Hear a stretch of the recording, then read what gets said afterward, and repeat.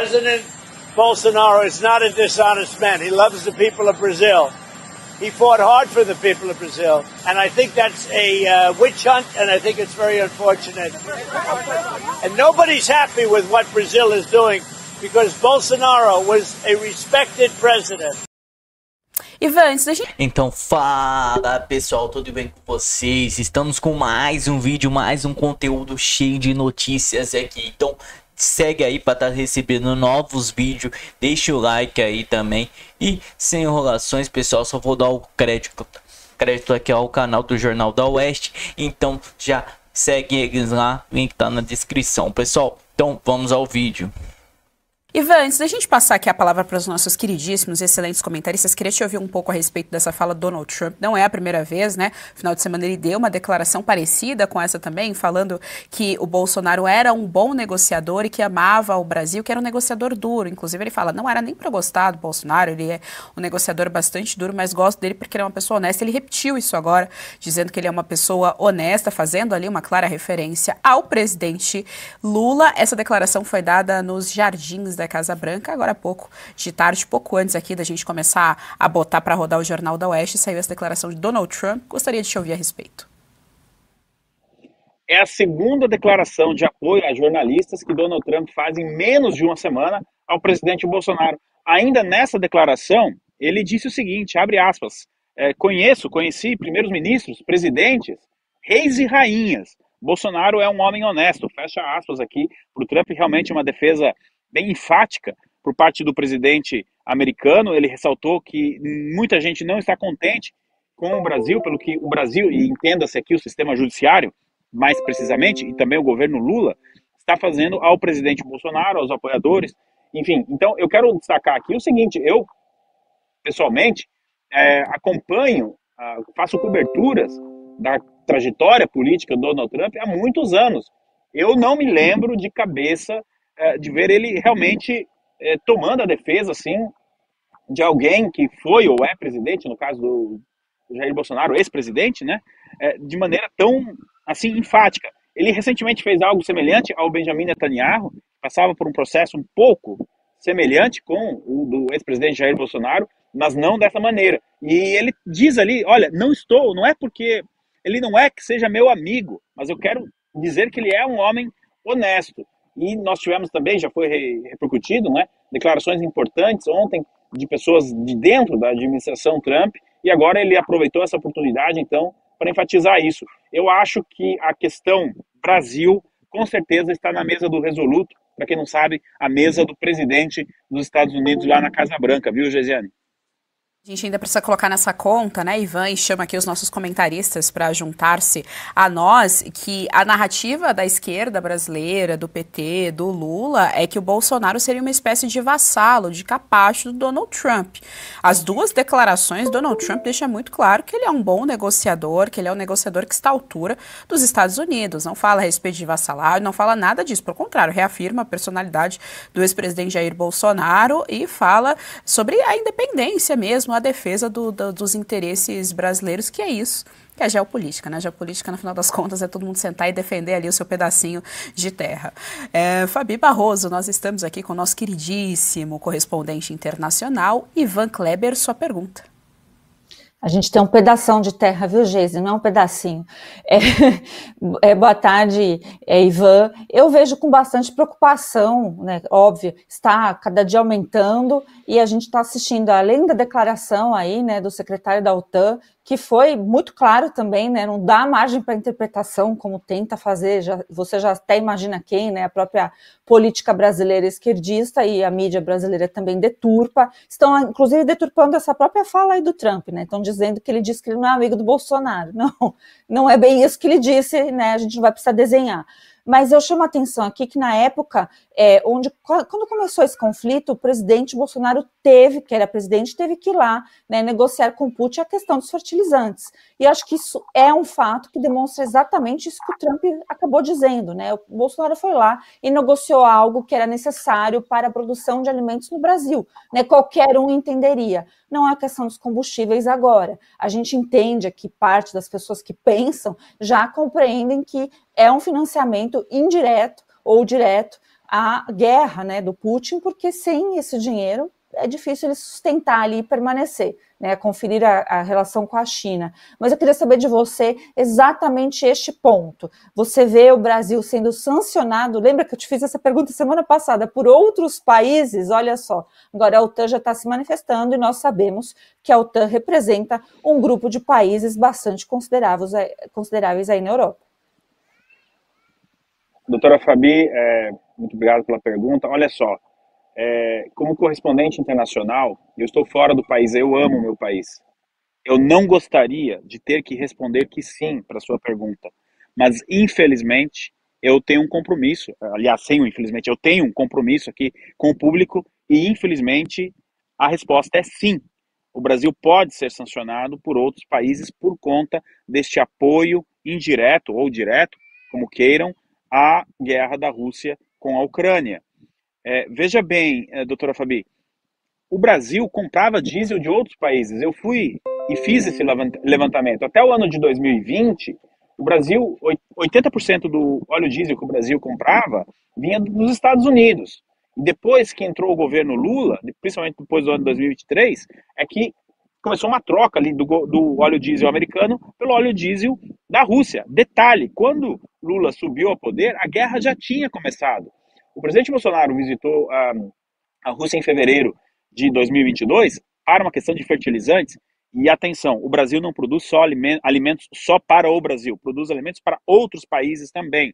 Como você bem disse, as pessoas podem entender essa questão dos fertilizantes. É um contexto completamente diferente. Inclusive, aliados dos Estados Unidos compram alimentos do Brasil. A questão e outra, não é a quantidade de fertilizante do Brasil que sustenta o esforço de guerra da Rússia. A principal commodity que a Rússia exporta, tanto que serão esses 3 produtos sancionados. O Brasil pode continuar comprando fertilizante da Rússia. O que será sancionado são petróleo, óleo e urânio. Portanto, essas três commodities é que sustentam o esforço de guerra do Vladimir Putin na sua guerra contra a Rússia, da Rússia contra a Ucrânia. Agora, talvez o que ninguém esperava fosse essa mudada de direção da Casa Branca no combate. Ontem o Trump até falou, olha, eu conversei por 4 vezes, achei que tinha um acordo com o Vladimir Putin, e da última vez, inclusive, tivemos um bom telefonema, e os mísseis começaram a voar sobre Kiev, então logo a gente desligou o telefone. O que o Vladimir Putin, o presidente americano Donald Trump está fazendo agora é passando a bola para o Modi da Índia, para o Xi Jinping da China e para o Lula. Convençam o Vladimir Putin a parar essa guerra e ir para a mesa de negociação. Caso contrário, agora os senhores também serão sancionados. É muito grave que a gente tenha uma declaração de um secretário-geral da OTAN falando isso, e não tem, dessa vez, nem tem como colocar a culpa no Bolsonaro, né? Porque ele é bem claro ali, diz os presidentes desses países. Pelo que eu saiba, o Bolsonaro não é o presidente do Brasil. Então, doutora Fabi, infelizmente eu tenho que responder que sim, o Brasil corre esse sério risco. Geisiane, eu devolvo para você. E a gente está falando, então, Ivan, de um presidente aqui do nosso país que não está recuando, que está tratando o caso, uma baita crise diplomática, talvez a maior crise diplomática do nosso país, pelo menos nos últimos 20 anos. Sem a menor sombra de dúvida, é a maior crise diplomática. E ele está tratando como um filme da Sessão da Tarde, falando em jabuticaba, fazendo piadinha, reunindo com o Alckmin, que é um vice-presidente morto, figurativo, como diria o vampirão Temer. Então, assim, metendo o pé pelas mãos, e o recado está chegando, nós estamos nos isolando e não só isso, nos unindo com o que há de pior de países em termos de ditaduras, totalitarismo. Jorge Serrão, nós estamos com o Ivan Kleber, sua pergunta. Ainda em cima desse nosso negacionismo diplomático do Brasil, Ivan, o que pode ser pior?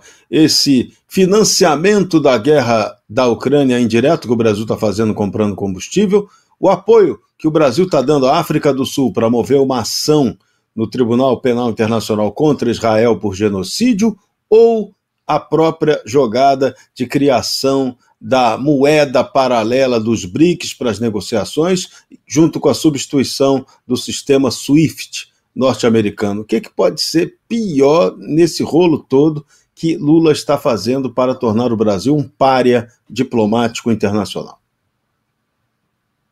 Serrão, o homem das perguntas difíceis, né? E tem mais uma questão, uma notícia que eu quero trazer aqui.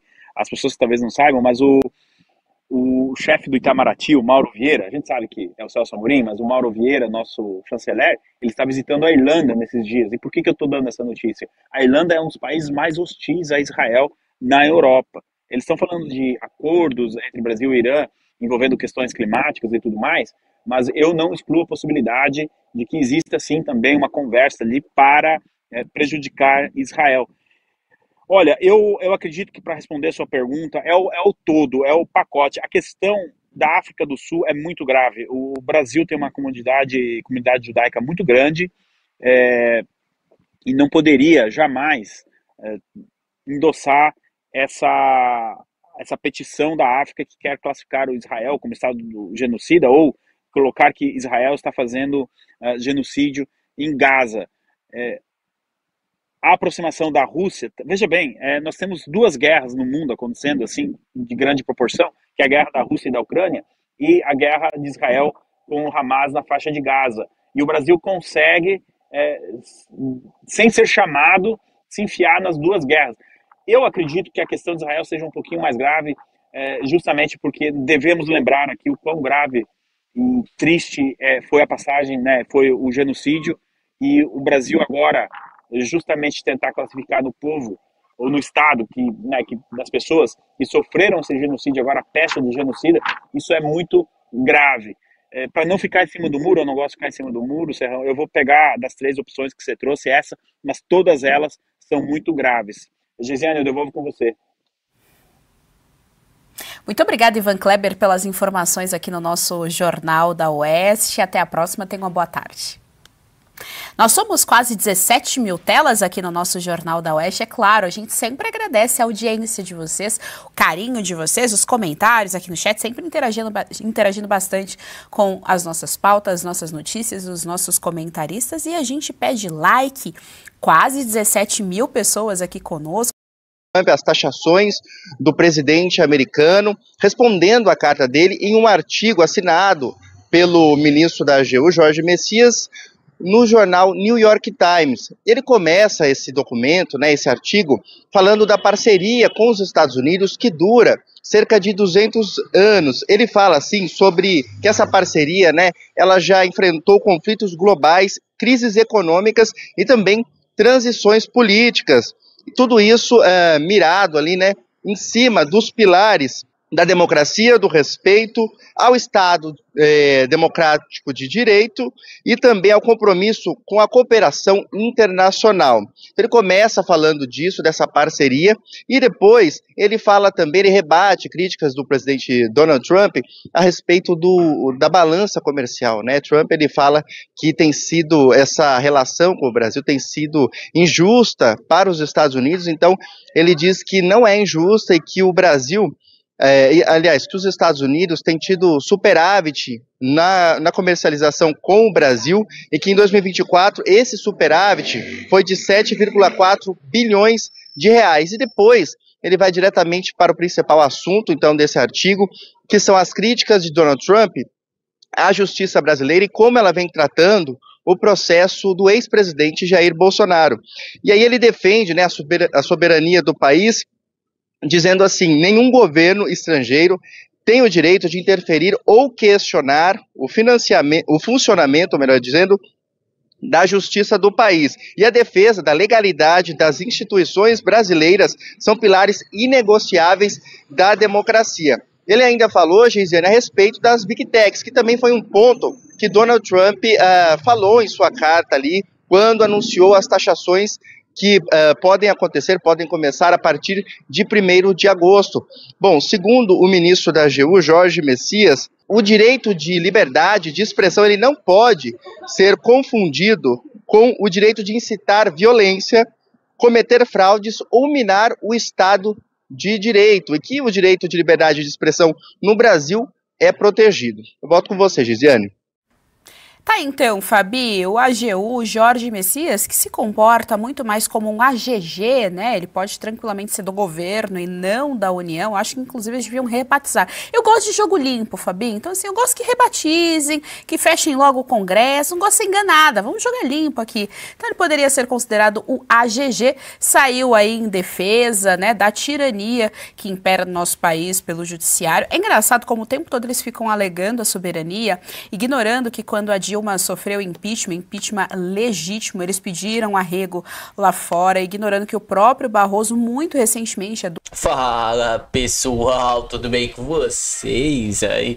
O que vocês acharam do vídeo? Comente aqui nesse vídeo aqui pra tá dando a sua opinião. E não se esqueçam, pessoal, de deixar o like aí pra tá mostrando esse vídeo para mais pessoas. E se inscreva aí no canal. Não se esqueçam de ativar também o sininho de notificações para notificar todos os vídeos meu para você. Pessoal, aqui nós estamos aqui no Conexão Política, o site que traz a verdade ao povo, pessoal. Quem quiser ver notícias com qualidade é aqui no Conexão Política, tá? Jair Messias Bolsonaro. Ao STF, PGR pede condenação de Bolsonaro em ação sobre a alegada tentativa de golpe. Paulo Gonetti sustenta que o ex-presidente da República deve ser declarado culpado em menos de 5 crimes. O Procurador-Geral da República, Paulo Gonetti, apresentou nesta segunda-feira, dia 14, ao Supremo Tribunal Federal, STF, as alegações finais do processo que apura a tentativa de golpe de Estado, articulada durante os últimos meses do governo Jair Bolsonaro do PL. No documento de 517 páginas, Gonetti pede a condenação do ex-presidente e de outros 7 investigados por crimes como organização criminosa armada, tentativa de abolição violenta do Estado Democrático de Direito, tentativa de golpe de Estado, dano qualificado por violência e grave ameaça e deterioração patrimônio tombado, somados apenas pode ultrapassar 40 anos de prisão. Além de Bolsonaro, são os réus Mauro Cid, tenente-coronel do Exército, ex-ajudante de ordens, Alexandre Ramargem, deputado federal direito da Armin Gane.